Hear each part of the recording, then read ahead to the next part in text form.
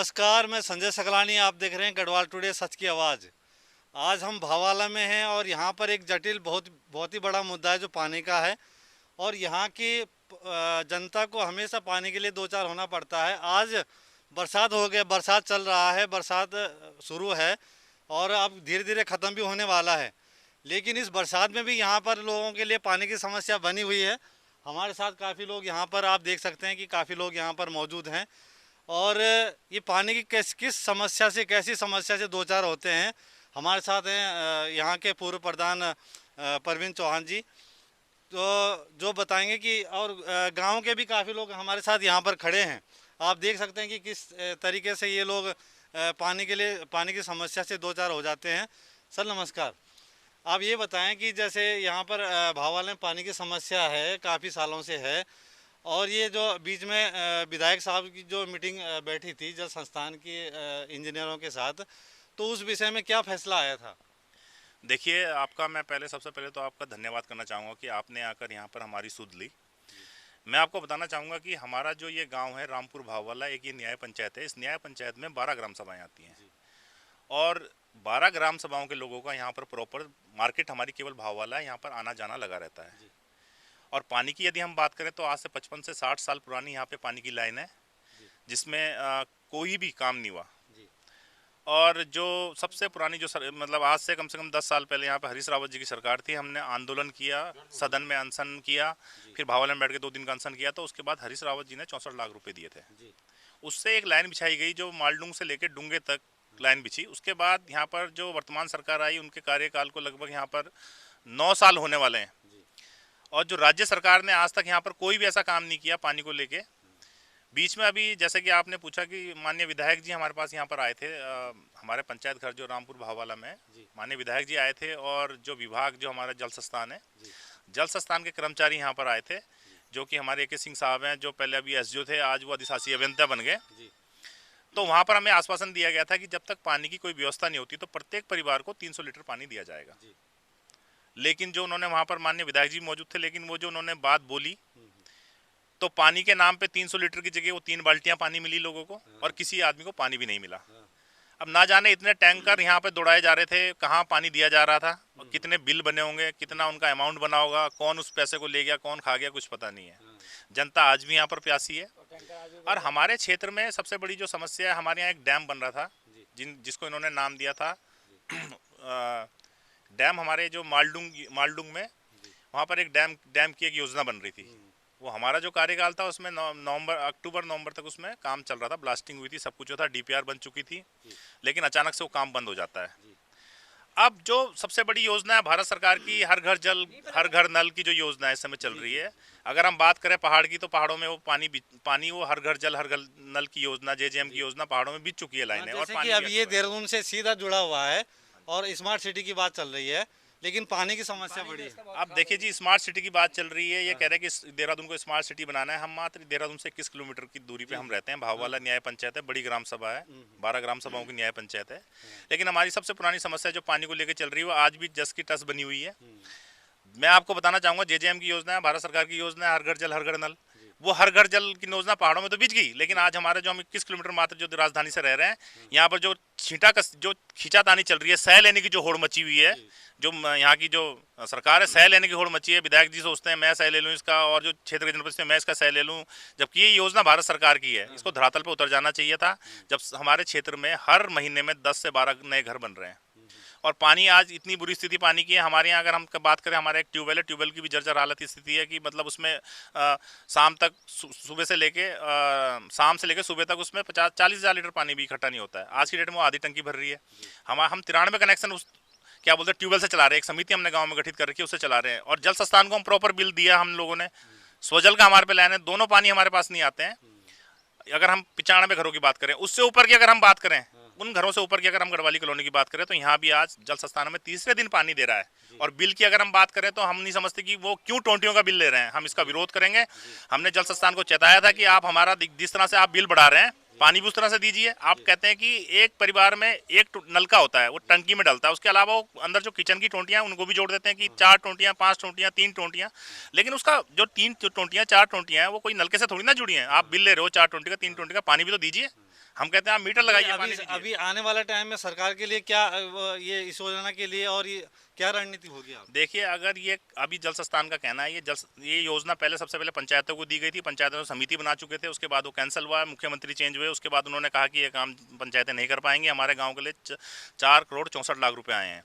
अब उस योजना को उन्होंने कहा पंचायत करेगी, पंचायत ने समितियां बना दी थी, समिति कैंसिल करी, जो नए मुख्यमंत्री बने उन्होंने बोला है काम नहीं कर पाएंगे, उन्होंने जल संस्थान को दिया। जल संस्थान ये कहती है कि इसका टेंडर होने वाला है, लेकिन हम ये नहीं समझ पा रहे हैं कि जब पहाड़ों में जब आज JJM की लाइन बिछ गई, जल ज्योति जीवन मिशन की लाइन बिछ गई, हर घर पानी आ गया, तो ये तो हम प्लेन क्षेत्र में रहते हैं, राजधानी से मात्र 21 किलोमीटर रहते हैं, तो हमारे इस प्रोजेक्ट में इतनी देरी क्यों हो रही है, इस पानी को लाने में इतनी देरी क्यों हो रही है?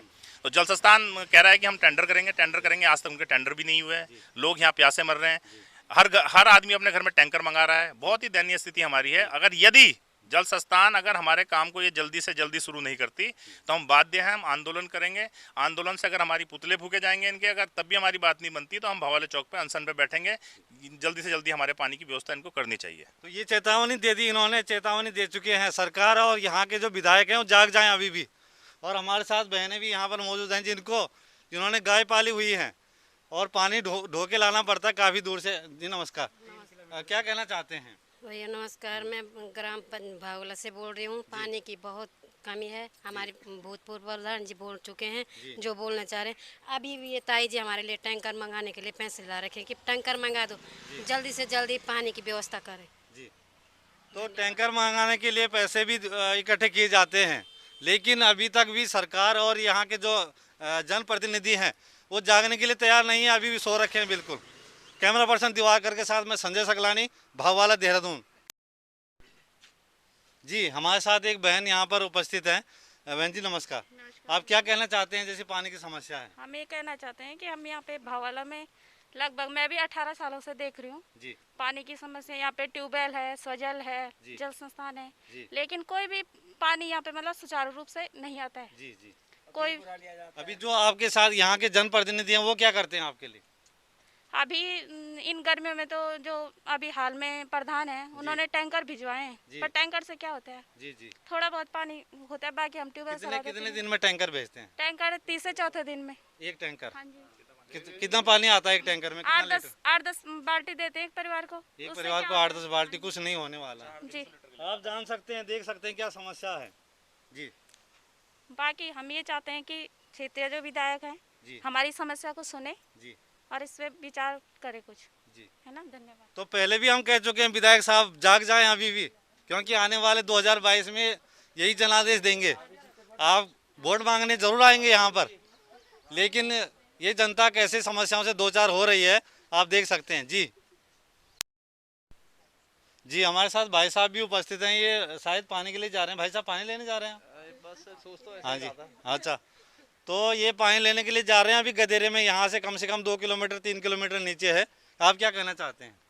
सर देखिए, यहाँ की ना सबसे बड़ी समस्या कि हमारा तो बचपन ही यहाँ से बीता है यहाँ पे, और जवान हुए हैं हम यहाँ।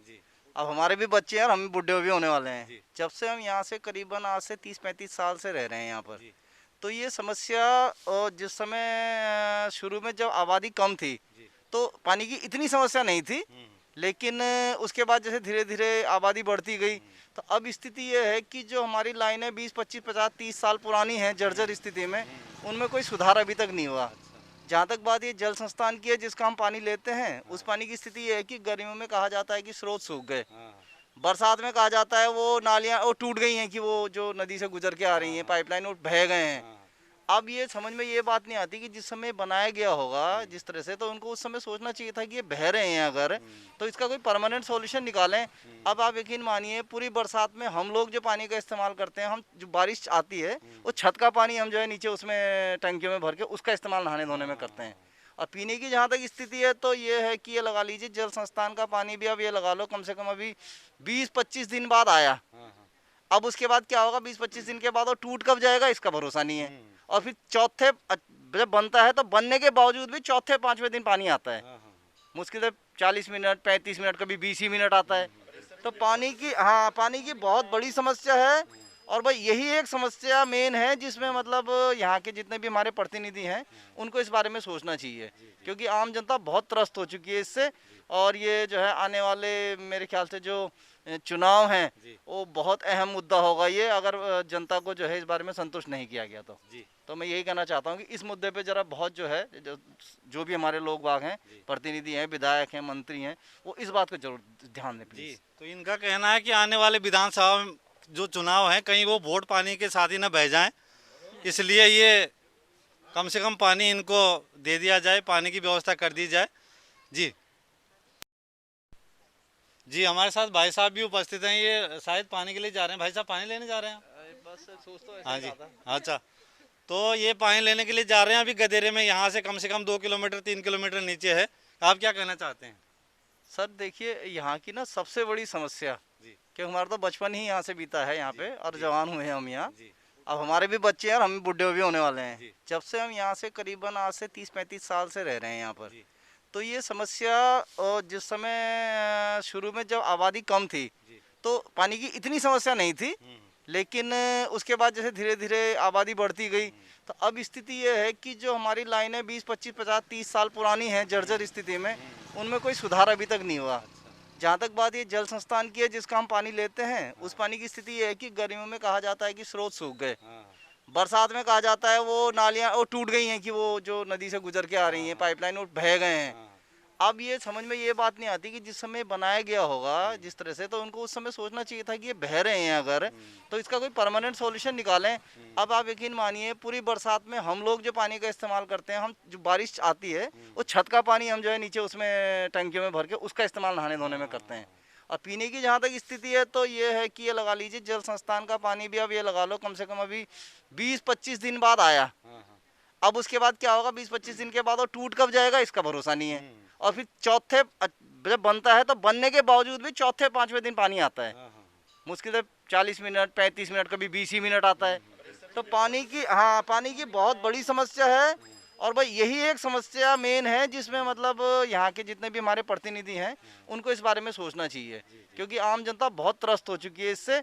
और ये जो है आने वाले मेरे ख्याल से जो चुनाव हैं वो बहुत अहम मुद्दा होगा ये, अगर जनता को जो है इस बारे में संतुष्ट नहीं किया गया तो मैं यही कहना चाहता हूँ कि इस मुद्दे पे जरा बहुत जो है जो भी हमारे लोग बाग हैं, प्रतिनिधि हैं, विधायक हैं, मंत्री हैं, वो इस बात को जरूर ध्यान दें प्लीज। तो इनका कहना है कि आने वाले विधानसभा में जो चुनाव हैं कहीं वो वोट पानी के साथ ही न बह जाएं, इसलिए ये कम से कम पानी इनको दे दिया जाए, पानी की व्यवस्था कर दी जाए।